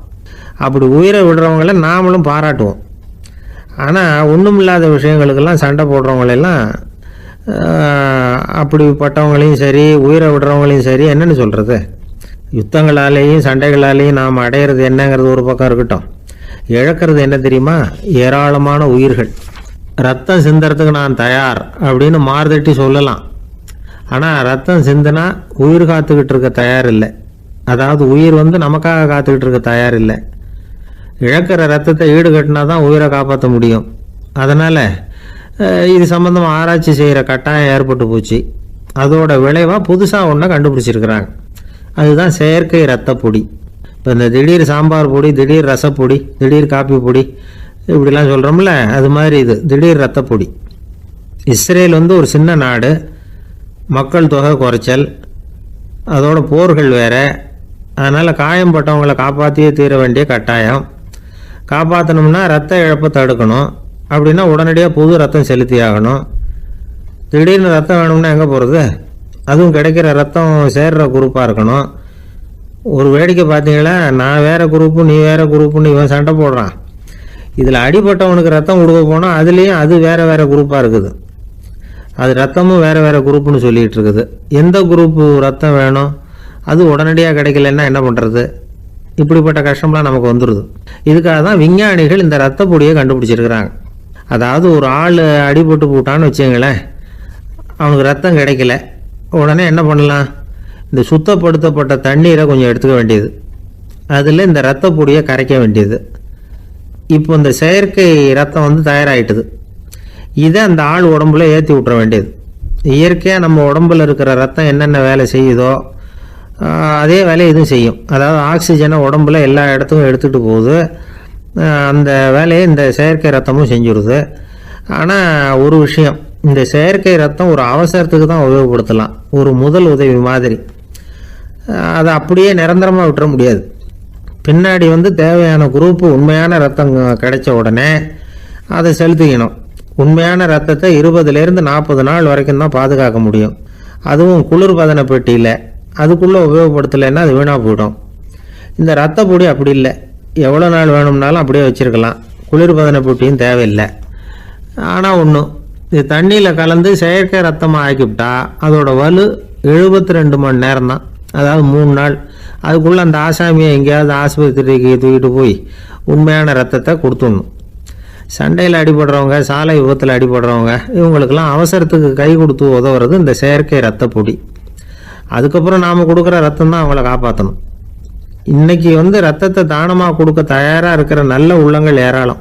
எவ்வளவு ஆக்சிடெண்ட்டு, ஆப்ரேஷன், இதில் சம்மந்தப்பட்டவங்களை காப்பாற்றுறது நாம் தானமாக கொடுக்குற ரத்தம் தானே. ஒரு ஆக்சிடெண்ட்டு, ஒரு ஸ்கூட்டர் ஒரு ஆள் மேலே மோதி விட்டுது, பார்த்து வரக்கூடாதா அப்படின்னு அந்த ஆள், நீ தான் பார்த்து நடக்கணும், ஏன்னா 20 வருஷமாக நான் அந்த ஸ்கூட்டரை ஓட்டிகிட்டு இருக்கிறேன் அப்படின்னு நானா இவன். இதுக்கு அவன் சொன்னானா, நீ தான் பார்த்து ஓட்டணும், ஏன்னா 40 வருஷமாக நான் இப்படி நடந்துக்கிட்டு இருக்கிறேன் அப்படின்னு நானா. ஒரு நண்பர் இருக்கார், எப்போ பார்த்தாலும் கையில் ஒரு புத்தகம் இருக்கும். புத்தகம் இல்லாமல் எங்கேயும் புறப்பட மாட்டார். எதுக்காக இப்படி எடுத்துகிட்டு போகிறீங்க அப்படின்னு கேட்டால், எனக்கு இது ஒரு நல்ல நண்பன் மாதிரி, இந்த காலத்தில் எங்கே போனாலும் காத்திருக்க வேண்டியிருக்கு, அது மாதிரி சமயத்தில் நான் நண்பன் கூட பேசிக்கிட்டு இருப்பேன் அப்படிம்பாரான். ஒருத்தர் ஒரு பெரிய அரச பதவியில் இருந்தார். அவர் பதவியிலிருந்து இறங்க வேண்டிய சூழ்நிலை. அரசு கொடுத்துருந்த வீட்டை விட்டுட்டு வெளியில் வர்றார். வரும்போது 2 கையிலையும் 2 பெட்டியை எடுத்துகிட்டு வந்தாராம். சார், உங்களுடைய உடைமைகள் அப்படின்னு கேட்குறாங்க அங்கே இருந்த ஊழியர்கள். இவர் தன்னுடைய கையில் இருக்கிற பெட்டியை காட்டி, இதுதான் என்னுடைய சொத்து அப்படின்னாராம். ஒரு பெட்டியில் அவருடைய உடைகள், இன்னொரு பெட்டியில் அவர் விரும்பி படிக்கிற புத்தகங்கள். அவ்வளவுதான். இதுதான் இருந்துதான். புத்தகம் படிக்கிறது மனசுக்கு நல்லதுங்கிறது நமக்கு தெரியும். புத்தக வாசிப்பு உடம்புக்கும் நல்லதுங்கிறாங்க. அது நமக்கு ஆச்சரியமா தான் இருக்குது. ஒரு நபர் ஒரு வருஷத்துல சராசரியா 2000 பக்கங்களை படிச்சிருக்கணுமா, யுனெஸ்கோ பரிந்துரை. ஆனா நம்ம நாட்டில் நாம சராசரியா படிக்கிறது 32 பக்கங்கள். அவ்வளவுதான். இவ்வளவுக்கு நம்ம நாட்டில் 6000க்கும் மேற்பட்ட நாளேடுகள், 2000க்கும் மேற்பட்ட இதழ்கள், மலர்கள், இவ்வளவு இருந்தும் சரியா வரல. இந்த உலகத்துல முதல் நூலகம் எங்க எப்போ ஆரம்பமாச்சு தெரியுமா? கிமு 2500 ஆண்டுல அது ஆரம்பமாயிருக்குது. பாபிலோனியாவில் அமில் அணு அப்படிங்கிற அரசன் தான் நூலகத்தை உருவாக்கி இருக்கிறான். அப்பெல்லாம் தாள் கிடையாது, களிமண் தான். களிமண் பலகைகளில் எழுதி அதை தொகுத்து அப்படியே நூலாக்கி அதை நூலகத்தில் வச்சிருப்பாங்களாம். அரசருடைய நூலகத்தில் 1000க்கும் மேற்பட்ட நூல்கள் இருந்ததாக வரலாற்று குறிப்பு இருக்குது. அது மட்டும் இல்லை, அந்த நூலகத்தில் பொருள் வாரியா, அதாவது சப்ஜெக்ட் வாரியா புத்தகங்களை வகைப்படுத்தி வச்சிருந்தாங்களாம். அதில் மிச்சம் இருந்த ஒரு 25 களிமண் பலகை புத்தகங்கள் இன்னைக்கும் பிரிட்டிஷ் அருங்காட்சியகத்தில் இருக்குதான். அச்சு தாள் இதெல்லாம் ஏற்பட்டதுக்கு அப்புறம் அமைக்கப்பட்டது தான் பிரான்சில் இருக்கக்கூடிய பாரிஸ் நூலகம். 1480 பிரெஞ்சு மன்னர் 11ஆம் லூயி இந்த நூலகத்தை அமைச்சாராம். ஆனால் அப்பெல்லாம் அரசர்கள் மட்டும்தான் நூலகத்தை பயன்படுத்த முடியுமா. அதுக்கப்புறம் 17ஆம் நூற்றாண்டில் இந்த முறை மாறி பொதுமக்கள் அங்கே போகலாம், படிக்கலாம் அப்படிங்கிற நிலைமை வந்துதான். போட்லியன் நூலகம் அப்படின்னு அதுக்கு பேர், பாரிஸ் நகரத்தில் இருக்கு. அங்கதான் நூல்களின் பட்டியல் தயாரிப்பு பணி ஆரம்பமாச்சு. கல்வி வளர்ச்சியையும் நூலகத்தையும் இணைச்சவர் நெப்போலியன் போனபார்ட். முன்பணம் செலுத்தி புத்தகத்தை படிக்கிற முறையையும் அவர் தான் கொண்டுட்டு வந்தாராம். மக்கள் கிட்ட வசூலிக்கிற வரியின் ஒரு பகுதியை நூலகத்துக்கு பயன்படுத்தினவரும் அவர் தானா. நெப்போலியன் நூலகத்துல உலகத்துல உள்ள எல்லா மொழி நூல்களும் இருக்குதான். அங்க ஒரு தமிழ் நூலும் இருந்திருக்குது. அது என்னன்னா கம்பராமாயணம். சோவியத் யூனியனுக்கு படையெடுத்து போனப்போ அங்கிருந்து லட்சக்கணக்கான புத்தகங்களை இந்த பனிச்சறுக்கு வாகனங்கள் இருக்குல்ல, அதுல கொண்டுகிட்டு வந்ததாக வரலாறு. அடுத்தபடியா குறிப்பிட்டு சொல்லத்தக்க நூலகம் எதுன்னா பிரிட்டிஷ் நூலகம். மிக பழைய கையெழுத்து பிரதியெல்லாம் கூட அங்க இருக்குது. 1753 ஆரம்பமாச்சு. அதுல உள்ள நூல்களை வரிசையா அடுக்கனா 180 கிலோமீட்டர் நீளத்துக்கு வருமா. மிகப்பெரிய நூலகம் அமெரிக்க தலைநகர் வாஷிங்டன்ல இருக்குதான். இந்தியாவை பொறுத்த வரைக்கும் பெரிய பழைய நூலகம் எதுன்னா கல்கத்தா நூலகம். எல்லா இந்திய மொழி நூல்களும் இங்க உண்டு. மகாகவி பாரதியார் நடத்தின இந்தியாங்கிற இதழின் எல்லா பிரதிகளும் அங்க பாதுகாப்பா இருக்குது. படிக்கும் பழக்கம் இங்க வளர வேண்டி இருக்குது. ஒருத்தர்கிட்ட ஒரு புஸ்தகத்தை கொடுத்து விமர்சனம் எழுத சொல்லியிருந்தாங்க. கொஞ்ச நாள் கழிச்சு அவரை போய் பார்த்து, என்னங்க புஸ்தகத்தை படிச்சு பார்த்தீங்களா அப்படின்னு கேட்டாங்களாம். இதுக்கு அவர் சொல்லியிருக்கிறார், இன்னும் நான் படிச்சு பார்க்கலிங்க, இப்பதானே விமர்சனமே எழுதி முடிச்சிருக்கிறேன், இனிமே தான் படிக்கணும் அப்படின்னா. ஒருத்தர் தன்னுடைய நண்பர் வீட்டுக்கு போயிருந்தார். அவசியம் எங்கள் வீட்டில் சாப்பிட்டுட்டு தான் போகணும் அப்படின்னு ரொம்ப அன்பாக சொல்லிவிட்டார். அதை மீற முடியல இவரால். சரின்னு உட்காந்துட்டார். சாப்பாடு போட்டாங்க, சாப்பிட ஆரம்பித்தார். அவங்க வீட்டில் கட்டி போட்டிருந்த நாய்க்குட்டி இவர் சாப்பிட்றத முறைச்சி பார்த்துது. ஏன் இப்படி என்ன இது முறைச்சி பார்க்குது உங்கள் வீட்டு நாய்க்குட்டி அப்படின்னு அவர் கேட்டார். அப்போ அவங்க சொன்னாங்களாம், அதுகிட்ட ஒரு கெட்ட பழக்கங்க, தன்னோட தட்டில் யார் சாப்பிட்டாலும் அது அப்படிதான் முறைச்சி பார்க்கும் அப்படின்னாரா அவர். ஒரு அப்பாவுக்கு 2 பிள்ளைங்க. மூத்தவன் ரொம்ப அடக்கம். அப்பா எது சொன்னாலும் கேட்பான், பெரியவங்களுக்கு கீழ்ப்படிஞ்சு நடப்பான். இளையவன் அப்படி இல்லை, தான் நினைச்சதை தான் சொல்லுவான், செய்வான். அடுத்தவங்க சொல்றதை கேட்க மாட்டான், அடங்கி நடக்க மாட்டான். இந்த 2 பேர்ல யாரை உங்களுக்கு பிடிக்கும்? பெரியவனை தான் பிடிக்கும். ஏன்னா அவன் தான் சொல்ற பேச்சை கேட்கறவன் அப்படின்னு சொல்லுவீங்க. ஆனா ஒரு ஞானி என்ன சொல்றாரு தெரியுமா? ஒரு குழந்தை அதன் அறிவுக்காக மதிக்கப்பட வேண்டுமே தவிர அதனுடைய கீழ்ப்படியும் தன்மைக்காக அல்ல அப்படிங்கிறார். நம்ம குழந்தைகளை சுயமா சிந்திக்கிறதுக்கு நாம விடுறதில்ல, மற்றவங்களை பார்த்து காப்பி அடிக்கிறதுக்கு தான் நாம் அவங்களுக்கு கற்றுக் கொடுக்குறோம். புகழ்பெற்ற மனிதர்கள் சிலருடைய பேரை சொல்லி நீயும் அவர் மாதிரி ஆகணும், இவர் மாதிரி ஆகணும் அப்படின்னு சொல்லிகிட்டே இருக்கிறோம். குழந்தைகள் தங்களுடைய தனித்தன்மையை வளர்த்துக்கிறதுக்கு நாம் தடையாக இருக்கிறோம். ஒரு குழந்தைகிட்ட அனாவசியமாக நம்பிக்கையை வளர்த்துடக்கூடாது, எந்த கோட்பாட்டையும் திணிக்கக்கூடாது. நாம் ஏற்கனவே அர்த்தமில்லாத கருத்துக்களையும் கொள்கைகளையும் மனசில் போட்டு நிரப்பி வச்சிருக்கிறோம். இந்த உலகத்துக்கு புதுசாக சேர்ந்திருக்கிற ஒரு குழந்தையின் தூய்மையான மனசில் நம்ம கருத்துக்களை அறிமுகம் செய்ய அல்லது திணிக்கிறதுக்கு நமக்கு எந்த அதிகாரமும் கிடையாது. ஒரு குழந்தைய நீ இந்த மதத்தை சேர்ந்தவன் அப்படின்னு பிறந்ததுமே ஒரு முத்திரை குத்தி போடுறோம். இது அதோட சுதந்திரத்தை ஆரம்பத்திலேயே கிள்ளி எறிகிறது மாதிரி தான். நீங்கள் ஒரு மதத்தின் வழிமுறைகளை கடைபிடிச்சிக்கிட்டு வர்றீங்க, அந்த வழியில் போய்கிட்டு இருக்கிறீங்க, சரி, அதனால் போகிறீங்க. அதுக்காக உங்கள் குழந்தையையும் அதே வழியில் தான் வரணும் அப்படின்னு கட்டாயப்படுத்துறதுக்கு உங்களுக்கு என்ன உரிமை இருக்குது? அந்த குழந்தை சுயமாக சிந்திச்சு ஒரு முடிவுக்கு வரட்டுமே, அதுக்கு நீங்கள் ஏன் தடையாக இருக்கிறீங்க? நமக்கு உண்மையிலேயே நம்ம குழந்தை மேலே அன்பு இருந்தால் இது மாதிரி திணிப்பு வேலைகளை செய்யக்கூடாது. திணிப்பு வேலைகளிலிருந்து குழந்தைகளை காப்பாற்றினா போதும், அதுதான் ரொம்ப முக்கியம். அடுத்த தலைமுறை அற்புதமான தலைமுறையாக உருவாகும். நாம தான் சாதி மத சங்கடங்களில் மாட்டிக்கிட்டு தவிக்கிறோம். அவங்களாவது சாதி மத வேறுபாடு இல்லாத சமுதாயத்தை பார்க்கட்டுமே, அந்த சௌகரியங்களை அனுபவிக்கட்டுமே. அதுக்கு நாம் என்ன செய்யணும்னா ஒன்றும் செய்யாமல் இருந்தால் போதும். ஒரு குழந்தைகிட்ட நம்ம கருத்தை திணிக்கும் பொழுது என்ன ஆகுது தெரியுமா? அது அவனை அவங்கிட்ட இருந்தே அப்புறப்படுத்தி விடுது, அவனுடைய தனித்தன்மையை அழிச்சுடுது, அவனை ஒரு எல்லைக்குள்ளே திணிச்சுடுது. இதெல்லாம் அன்புங்கிற பேரால பெற்றோர்கள் செய்கிற தப்பு. இதெல்லாம் கேட்டுக்கிட்டு இந்த காலத்தில் அப்பா ஒருத்தர் சொன்னார், நான் கருத்துக்களை எல்லாம் என் பையன்கிட்ட திணிக்கிறது இல்லைங்க, ஆனால் அதிகமாக சாப்பிட சொல்லி கட்டாயப்படுத்துவேன் அப்படின்னார். உங்கள் வீட்டு சமையல் அவ்வளவு நல்லா இருக்குமான்னு கேட்டாங்க. நல்லா இருந்தால் நான் ஏன் அவனை சாப்பிட சொல்லி கட்டாயப்படுத்த போகிறேன் அப்படின்னார். ஆஃபீஸில் வேலை பார்க்குற ஒருத்தர் வந்தார். பேசாமல் ஒரு 10 நாள் லீவ் போட்டுடலாமா பார்க்குறேன் அப்படின்னார். ஏன்னு கேட்டோம். என்னுடைய மேலதிகாரி ஒரு முசுடு சார், அவர்கிட்ட வேலை பார்க்குறது ரொம்ப கஷ்டமாக இருக்குது அப்படின்னார். ஆஃபீஸில் வேலை பார்க்குறவங்கெல்லாம் ஒரு விஷயத்தை நல்லா ஞாபகத்தில் வச்சுக்கணும். மேலதிகாரிங்கிறவர் ஒரு பெரிய மகான் இல்லை, அவரும் ஒரு மானிட பிறவி தான். சராசரி மனுஷனுக்குள்ள பலம் பலவீனம் ரெண்டும் அவருக்கும் உண்டு. அதனால் அவரை கொஞ்சம் அனுசரித்து போகிறதுக்கு பழகிறது தான் நல்லது. மேலதிகாரிகளில் பல வகை உண்டு, அதில் முக்கியமாக 3 வகை. அதில் ஒரு வகை எப்படி தெரியுமா? உங்களை ஒரு வேலை செய்கிற மெஷினாக மட்டுமே நினைக்கக்கூடிய வகை. இவங்கெல்லாம் எப்படின்னா, எங்கேயாவது வெளியூர் போயிருந்தா கூட அங்கேருந்து ஃபோன் பண்ணுவாங்க, அந்த வேலை என்னாச்சு இந்த வேலை என்னாச்சு அப்படின்னு. இவங்களுக்கெல்லாம் உங்கள் நலனை பற்றியோ உங்கள் குடும்பத்தை பற்றியோ அக்கறை இருக்காது. நீங்கள் சொல்கிற யோசனை எதுவும் இவங்ககிட்ட எடுபடாது. கொடுத்த வேலையை பாரு, நீ எனக்கு புத்தி சொல்ல வேணாம் அப்படிம்பாங்க. இவங்களை அனுசரித்து போகிறதுக்கு ஒரே வழி, இவங்க எதை சொன்னாலும் சரின்னு சொல்லிவிட்டு வேலையை கவனிக்க வேண்டியது தான். இவங்ககிட்ட வேற எந்த கேள்வியும் கேட்டுக்கிட்டு இருக்கக்கூடாது. ஆமாம் சாமி போடுறது கௌரவ குறைச்சல் இல்லை, அது ஒரு அலுவலக சௌகரியம், அவ்வளவுதான். இன்னொரு வகையான மேலதிகாரிகள் எப்படி தெரியுமா? இவங்கெல்லாம் ஆபீஸ் வேலையை பற்றி அதிகமாக கவலைப்பட்டுக்கிட்டு இருக்க மாட்டாங்க. தங்களுடைய சொந்த இமேஜ் பாதிக்கப்படக்கூடாதுங்கிறதுலயே கவனமாக இருப்பாங்க. இவங்கெல்லாம் அடிக்கடி உங்கள் நலனை விசாரிப்பாங்க. அதே மாதிரி நீங்களும் அவரை விசாரிக்கணும்னு எதிர்பார்ப்பாங்க. இந்த ரக அதிகாரிகளுக்கெல்லாம் புது வருட வாழ்த்து அனுப்பலாம், பிறந்தநாள் வாழ்த்து அனுப்பலாம். அவருக்கு எங்கேயாவது ஒரு பாராட்டு விழா நடந்தால் முதல் வரிசையில் போய் உட்காந்து உங்கள் முகத்தை காட்டலாம். ஆபீஸ் வேலையை மட்டுமே பார்க்குற பணியாளர்கள் இது மாதிரி அதிகாரிகள் கிட்ட நல்ல பேர் வாங்க முடியாது. இன்னொரு வகையான மேலதிகாரிகள் உண்டு.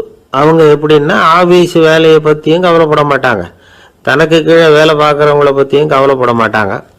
எக்காரணம் கொண்டும் தன்னுடைய பொசிஷனுக்கு ஆபத்து வந்துடக்கூடாதுன்னே நினைக்கக்கூடியவங்க இவங்க. இவங்களால கடுமையான வேலை செய்யவும் முடியாது, தீர்மானிக்கவும் முடியாது. எந்த முடிவையும் எடுக்காம அப்படியே தள்ளி போட்டுக்கிட்டே போடுவாங்க எல்லாத்தையும். இதனால என்ன ஆகும்னா, இவருக்கு கீழே வேலை பார்க்குற உங்களுக்கு பொறுப்பு அதிகமாயிடும். இவங்க கிட்ட போய் பிரச்சனையை மட்டும் சொல்லி பிரயோஜனம் இல்லை, அதுக்கான முடிவுகளை நீங்களே சொல்லணும். அப்போதான் இது மாதிரி அதிகாரிகள் கிட்ட நல்ல பேர் வாங்கலாம். அட்லீஸ்ட் கெட்ட பேர் வாங்காமலாவது காலம் தள்ளலாம். ஆபீஸில் வேலை பார்க்குறவங்க முக்கியமாக சில விஷயங்களை ஞாபகத்தில் வச்சுக்கணும். ஆபீஸில் நடக்கிற நல்லது கெட்டது எதுவாக இருந்தாலும் உடனடியாக மேலதிகாரி கிட்ட தெரிவிக்கிறது நல்லது. மூன்றாவது மனிதர் மூலமா அதை அவர் தெரிஞ்சுக்கிறது அவ்வளவு நல்லதில்லை. எந்த மேல் அதிகாரியுமே தான் இந்த சர்பாஸ் செய்யப்படுறத விரும்புறதில்லை. அதனால அவருக்கு தெரியாம மேலிடத்துக்கு மணி எழுதி போடக்கூடாது. அப்படி எழுதி போடுறவங்க சில பேர் இருக்கிறாங்க. நீங்களும் உங்க மேலதிகாரியும் தொழில் ரீதியாக ஒரே படிப்பு படிச்சவராக இருக்கலாம். அப்படி இருந்ததுன்னா அட்ஜஸ்ட் பண்ணி போறது கொஞ்சம் கஷ்டம்தான். இதை மனசுல வச்சுக்கிட்டு நடந்துக்கணும். உங்களுக்கும் அவருக்கும் அபிப்பிராய பேதமா, அது அவருக்கும் உங்களுக்கும் உள்ள தனிப்பட்ட பிரச்சனை. அதை விளம்பரப்படுத்திட்டு இருக்கக்கூடாது. அது அவருடைய கோபத்தை கிளறும். உங்க மேலதிகாரி உங்க கூட படிச்சவரா இருக்கலாம். அதுக்காக அவர் எல்லாருக்கும் முன்னாடி அடைய கிச்சாமி எப்படிடா இருக்க அப்படின்லாம் கேட்டுக்கிட்டு இருக்கக்கூடாது. பொதுவாக யாரும் அதை விரும்புறதில்லை. இவ்வளவையும் உங்க மனசுல வச்சுக்கிட்டு கொஞ்சம் சாமர்த்தியமா நடந்துக்கிட்டீங்கன்னா ஆபீஸ் உங்களுக்கு அவஸ்தையா இருக்காது, ஆனந்தமா இருக்கும். ஒரு மேலதிகாரி தன்கிட்ட வேலை பார்க்குற ஒருத்தரை பத்தி ரொம்ப பெருமையா சொன்னாராம். எங்க ஆபீஸ்ல எவ்வளவோ பேர் வேலை பார்க்குறாங்க. எல்லாரும் தினமும் ஏதாவது பிரச்சனைகளை சொல்லிட்டு இருப்பாங்க. ஆனா இவர் ஒருத்தர் மட்டும்தான் இது வரைக்கும் என்கிட்ட எந்த பிரச்சனையும் சொன்னதே இல்லை. அவர் பாட்டுக்கு வருவார், வேலை பார்ப்பார், போயிடுவார் அப்படின்னாராம். நான் உடனே அவ்வளவு பெருமைக்குரிய அந்த ஊழியரை பார்த்து கேட்டேன், ஏன்பா உன்னுடைய மேலதிகாரிகிட்ட நீ எந்த பிரச்சனையும் கொண்டுகிட்டு போறதே இல்லையாமே அப்படின்னு கேட்டேன். அதுக்கு அவர் சொல்றாரு, ஆமாங்க, அது ஏன்னா அவரால் எந்த பிரச்சனையுமே தீர்க்க முடியாதுங்கிறது எனக்கு நல்லா தெரியும், அதனால அப்படி செய்யறேன், வேற ஒன்றும் இல்லை அப்படின்னார் ரொம்ப பொறுமையா. ஒரு மனுஷனை பார்த்து என்கிட்ட வாலாட்டாதே அப்படின்னு சொன்னா அவன் நம்மகிட்ட ஏதோ வம்புக்கு வர்றான்னு அர்த்தம். ஒரு நாயை பார்த்து யாரும் என்கிட்ட வாலாட்டாதே அப்படின்னு சொல்றது இல்லை. ஏன்னா நாய் வாலாட்டுனா அது நம்ம கிட்ட தன்னுடைய நன்றியை தெரிவிக்கிறதாக நினைச்சுக்கிட்டு இருக்கிறோம். ஆனா அது அப்படி இல்லை அப்படின்னு சொல்றாங்க அது சம்பந்தமான நிபுணர்கள். ஒரு நாய் தன்னுடைய வாலை இந்த பக்கமும் அந்த பக்கமுமா இப்படியும் அப்படியும் ஆட்டிக்கிட்டு இருந்தா அது பதட்டத்துல கூட இருக்கலாம். நாய் நட்பா இருந்தாலும் வாலாட்டும், ஆத்திரத்துல இருந்தாலும் வாலாட்டும், கோபத்துல இருந்தாலும் வாலாட்டும், குழப்பத்துல இருந்தாலும் வாலாட்டும், மகிழ்ச்சியா இருந்தா கூட அது வாலாட்டும். அதை நாம தப்பா புரிஞ்சுக்கிட்டு அதுகிட்ட போய் மாட்டிக்க கூடாது. நாயை பத்தி எனக்கு நல்லா தெரியும் அப்படின்னு சொல்றவங்க கூட அதுகிட்ட கடி வாங்கிட்டு நிக்கிறது உண்டு. நிபுணர்கள் என்ன சொல்றாங்க தெரியுமா? எப்பவுமே நாய்கள் திடீர்னு கடிச்சு விடுறது இல்ல, கடிக்கிறதுக்கு முன்னாடி சில அறிகுறிகளை காட்டும். அதை சரியா புரிஞ்சுக்கிட்டோம்னா தப்பிச்சுக்கலாம். ஒரு வீட்டுக்கு போறீங்க, அங்க புதுசா ஒரு நாயை பாக்குறீங்க, உடனே அதுகிட்ட போய் குனிஞ்சு சிரிச்சுக்கிட்டே அது தலையில தட்டுறீங்க. இது ரொம்ப தப்பான். ஒரு நாய் இன்னொரு நாயை நேருக்கு நேர் பார்த்து பல்ல காட்டுனா அது தன்னுடைய தன்முனைப்பை காட்டுதுன்னு அர்த்தமா. உன்னை விட நான் பெரியவன் அப்படின்னு சொல்லுதுன்னு அர்த்தம். அதனால நீங்க அது மாதிரி கிட்ட போய் சிரிக்கிறோம் அப்படின்னு நினைச்சுக்கிட்டு பல்ல காட்டினா உங்களையும் எதிரியா நினைச்சிரும். இன்னொரு விஷயம் என்னன்னா, தலையில தட்டுனா நாய்க்கு பிடிக்காது. அது தன்னை அடக்கிறதாகவும் அச்சுறுத்துறதாகவும் நினைச்சுக்கிட்டு இருக்கும். சரி, அப்படின்னா புதுசா ஒரு இடத்துல அல்லது வீட்டில் நாய்க்குட்டியை பார்த்தா என்ன பண்றது? நீங்க சும்மா இருங்க, அதுவா கிட்ட வரட்டும், அதுக்கப்புறம் அதுகிட்ட கனிவா பேசுங்க. கண்ணம், மார்பு, தோல் இங்கெல்லாம் தட்டலாம், தப்பு இல்லையா? தலையில தான் தட்டப்படாதான். ஒரு நாய் உங்களை நோக்கி ஓடி வருது, நீங்களும் ஓடுனா அது துரத்த ஆரம்பிச்சிடும். அசையாம சில மாதிரி நின்றுடுங்க, அது கிட்ட வராது, அதுக்கு ஆர்வம் இல்லாம போயிடும். ஒரு தெருவில் சின்ன பிள்ளைங்க நிறைய பேர் விளையாடிக்கிட்டு இருக்கிறாங்க. அப்போ சில நாய்கள் அங்கே ஓடி வருது. எல்லாரும் ஓடினாங்க. அப்படி ஓடுறப்போ ஒரு பையன் கால் தடிக்க கீழே விழுந்துட்டான். என்னாச்சு தெரியுமா? துரத்திட்டு வந்த நாய்கள்லாம் கீழே விழுந்தவன ஒன்றும் செய்யல, அவன் கிட்டே போகல. ஓடிக்கிட்டு இருந்தாங்கல்ல பசங்க, அவங்கள துரத்திக்கிட்டு அவங்க பின்னாடி ஓடிச்சான். அதுதான் நாய்களுடைய சுபாவம். ஒரு நாய் நம்மளை நேருக்கு நேர் முறைச்சி பார்க்குதுன்னு வச்சுங்க, நாமளும் அதை முறைச்சி பார்க்கக்கூடாது. நாம வேற பக்கம் எங்கேயாவது பார்க்க ஆரம்பிச்சிடணும். ஒரு நாய் கோபமா இருந்ததுன்னா அதோட வால் உறுதியா நேரா நிற்கும். ஒரு நாய் பணிந்து போனா அல்லது பயந்து போனா அது தன்னோட வாலை காலுக்கு நடுவில் வச்சுக்கும். ஒரு நாய் நம்மளை பார்த்து பயந்து நிற்குதுன்னு வச்சுங்க, அதனால நமக்கு ஆபத்து இல்லைன்னு நினைச்சிடக்கூடாது. உங்களை பார்த்துட்டு ஒரு நாய் ஒடுங்குச்சுன்னா நீங்க விலகி போயிடணும் அப்படின்னு அது நினைக்குது. நிறைய பேர் பயந்து போன நாயால கடிபடுறாங்க. இவன் நம்மளை விட பெரிய ஆள், மாட்டிக்கிட்டோம், வேற வழி இல்லை அப்படிங்கிற நினைப்புல தான் நாய் கடிக்க ஆரம்பிக்குதான். இதே மாதிரி சங்கிலியால கட்டி போடப்பட்டிருக்கிற நாயும் ஆபத்தானது தான். தொடர்ந்து கட்டி போட்டிருந்தா காலப்போக்கில் அது ஒரு மாதிரி ஆயிடும். நாய் குழந்தைகளை கடிக்காது அப்படின்னு சில பேர் சொல்லுவாங்க. அதுவும் ஒரு தவறான நம்பிக்கை. அதனால சின்ன குழந்தைகளை தனியா நாயோட விளையாட விடக்கூடாது. ஆக கூடி நாயை பத்தி நிறைய விஷயம் புரிஞ்சுக்க வேண்டியிருக்குது. எனக்கு ஒரு உதவி செய்யணும் அப்படின்னு நம்மளை பார்த்து ஒருத்தர் கேட்குறாருன்னு வச்சுங்களேன். உடனே நாம் அவரை பார்த்து என்ன உதவின்னு கேட்போம். இதுதான் சராசரி மனிதர்களின் இயல்பு. ஆனால் ஒருத்தர் எனக்கு ஒரு உதவி செய்யணும் அப்படின்னு கேட்ட உடனே என்ன உதவின்னு கூட கேட்காம சரி செய்கிறேன் அப்படின்னு ஒத்துக்கிறது இருக்கு பாருங்க, அது கொஞ்சம் அபூர்வம். அந்த காலத்தில் ஒருத்தர் இருந்தார். அவர் எப்படி தெரியுமா? உதவி கேட்குறவங்க நல்லவங்களா கெட்டவங்களா அப்படின்னு கூட பார்க்கல, தனக்கு நன்மையா தீமையா அப்படின்னு கூட பார்க்கல, உதவி செய்கிறேன்னு புறப்பட்டு விட்டார். அவர் யார் தெரியுமா? அவர் தான் நல சக்கரவர்த்தி. அவர் மாதிரி நாமும் உதவி கேட்குறவங்களுக்கு உடனே உதவி செய்யறதுக்கு தயாராக இருக்கணும் அப்படின்னு சொன்னார் ஒரு ஆன்மீக பேச்சாளர். நல சரித்திரத்தை அவர் சொல்லிக்கிட்டு இருந்தார். இந்திரன், அக்னி, வருணன், யமன் இவங்க 4 பேரும் நலனை பார்த்து எங்களுக்கு நீ உதவி செய்யணும், எங்களுக்காக நீ தூது போகணும் அப்படின்னு கேட்குறாங்க. யாருக்கிட்ட தூது போகணும், என்ன காரியத்துக்காக போகணும் அப்படின்னு கேட்கணும்ல. நலன் அப்படி கேட்கவே இல்லை, உடனே சரின்னு ஒத்துக்கிறான். அதுக்கப்புறம் அவங்க விவரம் சொல்கிறாங்க, என்ன உதவி, யாருக்கிட்ட தூது போகணும் அப்படிங்கிற விவரத்தை சொல்கிறாங்க. நலனுக்கும் அப்புறம்தான் புரியுது, எந்த தமயந்தியை இவன் காதலிச்சானோ, எந்த தமயந்தின் சுயமரத்துக்காக இவன் போய்கிட்டு இருக்கிறானோ அந்த தமயந்தியை பார்த்து தங்களுக்காக அவகிட்ட வாதாடணும், பேசணும், தங்களில் ஒருத்தரை கல்யாணம் பண்ணிக்கும்படியா கேட்கணும் அப்படின்னு அவங்க 4 பேரும் நலன்கிட்ட கேட்குறாங்க. இதை கேட்டதும் நலன் கொஞ்சம் கூட முகம் சுளிக்கல, பதட்டப்படலை. நேராக தமயந்தி கிட்ட போகிறான். இந்திரன், அக்னி, வருணன், யமன் இவங்களோட சிறப்புகளை எடுத்து சொல்கிறான்.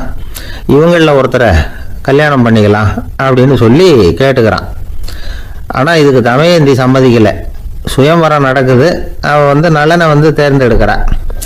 அந்த 4 பேரும் நலனுக்கு நிறைய வரங்கள்லாம் கொடுக்குறாங்க. அதுக்கப்புறம் இப்படி போகுது கதை. இதில் நாம் கவனிக்க வேண்டியது என்னென்னா, உதவின்னு கேட்ட உடனே என்ன உதவின்னு கேட்காம சரி செய்கிறேன்னு சொன்னான் பாருங்க, அதை கொஞ்சம் சிந்திக்கணும். செய்கிறேன்னு ஒத்துக்கிட்டதுக்கு அப்புறம் அது என்ன உதவின்னு தெரிஞ்சும் முகம் சுளிக்காமல் அதை செஞ்சான் பாருங்க, அதையும் கொஞ்சம் சிந்திக்கணும். நம்மளால் ஒருத்தர் ஒரு நண்பனை தேடி போனால் எனக்கு ஒரு உதவின்னா சரி சொல்லுன்னா, இப்போ உங்ககிட்ட 2 கார் இருந்தால் என்ன பண்ணுவேன்னா உடனே அதில் ஒன்று உங்ககிட்ட கொடுத்துருவேன்னா, அவன் உங்ககிட்ட 2 பங்களா இருந்தால் என்ன பண்ணுவேன்னா அதில் ஒன்று உங்ககிட்ட கொடுத்துருவேன்னா, உங்ககிட்ட 2 பேனா இருந்தால் என்ன பண்ணுவேன்னா அதில் ஒரு பேனாவை உங்ககிட்ட கொடுக்க மாட்டேன்னா அவன். ஏன்டா அப்படி சொல்கிறேன்னா, ஏன்னா இப்போ நிஜமாவே என்கிட்ட 2 பேனா இருக்குது, அதனால் அப்படி சொல்கிறேன் அப்படின்னு நானா அவன். ஒரு ஊரில் ஒருத்தர் இருந்தான். ஏதோ ஒரு சின்ன அலுவலகத்தில் வேலை பார்த்துக்கிட்டு இருந்தான். ரொம்ப ஏழை. வர்ற கொஞ்சம் வருமானத்தை வச்சு வாழ்க்கையை ஓட்டிக்கிட்டு இருந்தான். ஒரு நாள் தெரு வழியாக அவன் நடந்து வந்துக்கிட்டு இருக்கிறான். தெருவில் ஒரு காசு கிடந்தது. அதை பார்த்துட்டான். அது குனிஞ்சு எடுத்தான். அது ஒரு பழங்கால காசு. அந்த காசு நடுவில் ஒரு துளை இருந்தது. அதாவது துளையிட்ட நாணயம். பழங்காலத்தில் புழக்கத்தில் இருந்த ஒரு நாணயம் அது. துளையிட்ட நாணயம் கிடைச்சதுன்னா ரொம்ப நல்லது, அது அதிர்ஷ்டம் அப்படின்னு ஒரு நம்பிக்கை உண்டு. இவன் கையில் அது கிடைச்சதும் ரொம்ப சந்தோஷப்பட்டான். இனிமேல் என்னுடைய கஷ்டம்லாம் தீரப்போகுது, அதிர்ஷ்டம் என்னை தேடி வரும், நான் பணக்காரன் ஆகிடுவேன் அப்படின்னு சொல்லிட்டு அந்த காசை தன்னுடைய கோட்டு பையில் பத்திரமா போட்டு வச்சுக்கிட்டான். அடிக்கடி அதை தொட்டு பார்த்துக்கிறது உண்டு, வெளியில் எடுக்க மாட்டான். இப்படியே கொஞ்ச காலம் ஆச்சு. அதுக்கப்புறம் என்னாச்சு தெரியுமா? நிஜமாவே அதிர்ஷ்டம் அவனை தேடி வர ஆரம்பிச்சுட்டுது. செல்வம் குவிஞ்சுது. பணம், பதவி, புகழ் எல்லாம் சேர்ந்தது. சமூகத்தில் அவன் ஒரு பெரிய மனுஷன் ஆயிட்டான். எல்லாரும் அவனை பாராட்டினாங்க. அவன் எதை தொட்டாலும் வெற்றி, எல்லாம் அந்த காசோட மகிமை அப்படின்னு அவன் மனசுக்குள்ளே நினச்சிக்கிட்டான். தினமும் காலையில் அந்த கோட்டை போட்டுக்கிட்டு தான் வெளியில் கிளம்புவான். புறப்படுறதுக்கு முன்னாடி கோட்டு பாக்கெட்டை தொட்டு பார்த்துக்குவான், உள்ளே காசு இருக்கா அப்படிங்கிறத உறுதிப்படுத்திக்குவான். அதுக்கப்புறம் தான் வெளியில் கிளம்புவான். இப்படியே பல வருஷம் ஓடி போச்சு. ஒரு நாள் அவனுக்கு அந்த ஆசை வந்துட்டுது. அதாவது அந்த துளையிட்ட நாணயத்தை எடுத்து கண்ணால் பார்க்கணும் அப்படின்னு. காலையில் சாப்பிட்டுக்கிட்டு இருந்தான். அப்போ தன்னுடைய மனைவி கிட்ட சொன்னான், ரொம்ப நாளைக்கு அப்புறம் என்னுடைய அந்த நாணயத்தை இன்னைக்கு வெளியில் எடுத்து பார்க்க போகிறேன்னா. என்னத்துக்கு அது, இப்போ அதை பார்க்க வேணாமே அப்படின்னு மெதுவாக இழுத்தாங்க அந்த அம்மா. இல்லை நான் பார்த்தே தீரணும் அப்படின்னு அவன் தன்னுடைய சட்டை பைக்குள்ள கையை விட்டான். உள்ள இருந்த நாணயத்தை வெளியில எடுத்தான். பார்த்தா அவனுக்கு ஆச்சரியமா போச்சு. அந்த நாணயத்துல தொலையே இல்லை. என்ன ஆச்சு அப்படின்னு சொல்லி அவன் ரொம்ப குழம்பு போயிட்டான். இப்போ அந்த அம்மா சொன்னாங்க, நான் தான் ஒரு நாள் உங்க கோட்டு ரொம்பவும் தூசியா இருக்கேன்னு சொல்லி அதை ஜன்னலுக்கு வெளியில உதறினேன். உள்ள இருந்த அந்த காசு அப்ப எனக்கு தெரியாது, ஞாபகத்துல இல்லை. அது தெருவில் விழுந்துட்டது போல இருக்கு. அதுக்கப்புறம் எவ்வளவோ தேடி பார்த்தேன், கிடைக்கல. அதுக்குள்ள அதை யாரோ எடுத்துட்டு போயிட்டாங்க போல இருக்கு. அது இல்லைங்கிறது உங்களுக்கு தெரிஞ்சா வருத்தமா இருக்குமேங்கிறதுக்காக நான் தான் வேற ஒரு நாணயத்தை எடுத்து சட்டை பைக்குள்ள வச்சுட்டேன் அப்படின்னு விவரத்தை சொன்னாங்க அந்த அம்மா. இது எப்போ நடந்ததுன்னு கேட்டான். உங்களுக்கு அந்த காசு கிடைச்சதே அன்னைக்கு மறுநாளே இது நடந்து போச்சு அப்படின்னாங்களாம். இதை கொஞ்சம் யோசனை பண்ணி பாருங்க. அவனுக்கு அதிர்ஷ்டத்தை கொடுத்தது அந்த நாணயம் இல்லை, அவனுடைய நம்பிக்கை, அதாவது தன்னம்பிக்கை. அதுதான் வேலை செஞ்சிருக்கு. இதுல இருந்து நாம தெரிஞ்சுக்க வேண்டியது என்னன்னா, வாழ்க்கையில முன்னேற நினைக்கிறவங்களுக்கு தன்னம்பிக்கை ரொம்ப முக்கியம். அது இல்லைன்னா முன்னேற முடியாது. ஒருத்தன் சொன்னானா, நான் எப்பவுமே என்னதான் சார் நம்புவேன், மற்றவங்கள நம்ப மாட்டேன். நேற்றுக்கு பாருங்க, திடீர்னு 10 பேர் என்ன அடிக்க வந்துட்டாங்க, நான் ஒருத்தனாவே அதை சமாளித்தேன் அப்படின்றான் ரொம்ப பெருமையா. அது எப்படின்னு கேட்டாங்களாம். ஒரே ஓட்டமா அங்கேருந்து ஓடி வந்துட்டேன் அப்படின்னு நானா. அளவுக்கு மிஞ்சினால் அமிர்தமும் நஞ்சு அப்படின்னு சொல்லுவாங்க. அது உண்மைதான். ஒருத்தருக்கு அளவுக்கு மீறிய புகழ் வந்துட்டுதுன்னு வச்சுக்கோங்க, அது கூட ஆபத்தா போயிடுறது உண்டு. பழங்காலத்துல எல்லாம் கிரேக்க தேசத்துல ஒரு பழக்கம் உண்டாம். அதாவது யாராவது ஒருத்தரை நாடு கடத்தணும்னா அதுக்கு ஒரு வழி உண்டு. அதாவது ஒருத்தரை நாடு கடத்தணும்னு மக்கள் விரும்புறாங்கன்னு வச்சுங்களேன், அவர் பேரை ஒரு மண்பாண்ட ஓட்டுச்சில்லுல எழுதி அதை ஒரு குறிப்பிட்ட பொது இடத்துல போட்டுற வேண்டியது, அவ்வளவுதான். இது மாதிரி பல பேர் போட்டுக்கிட்டே இருப்பாங்க. எல்லாம் அப்படியே குவிஞ்சு போயிடும். அந்த ஓட்டாஞ்சில்லு குவியல்ல யாருடைய பேர் அதிகமா இருக்குதோ அந்த நபரை ஒரு 10 ஆண்டுகள் நாடு கடத்தி